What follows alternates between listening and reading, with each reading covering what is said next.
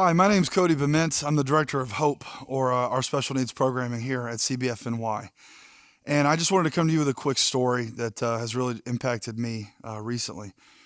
We have Hope celebrations that happen once a month, and we had the opportunity to bring a gentleman up here who hasn't been in a while from Brooklyn.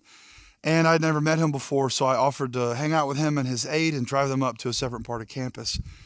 And once we had gotten there, we got out of the van, and I gave him my arm to be able to walk into the office.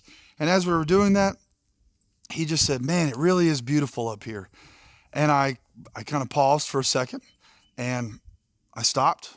I looked at Rich. I looked down at his cane to be able to see and to be able to walk with. And then I looked at his aide. And as I was kind of dumbfounded, I said, "Rich, as a blind man, whatever do you mean?" And he paused, and he started to look around.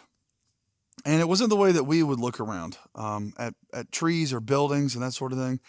It was almost as if he was listening. And he said, "Do you hear that?"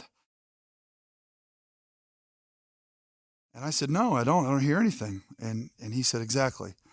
It's quiet up here."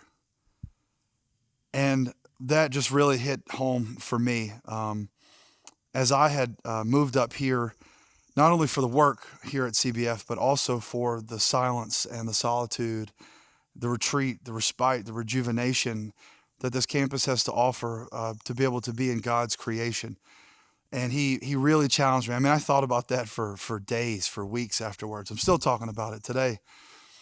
And so it impacted me that way, but also made me realize that as we do discipleship here at CBF, it's not just us discipling the participants, that it is a reciprocal nature of discipleship that we learn from one another.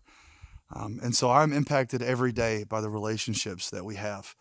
That and Rich taught me that there's a new definition of beauty, that maybe it's not just in the eye of the beholder, but maybe it's in the senses too. So that's what the Lord's teaching me through our relationships.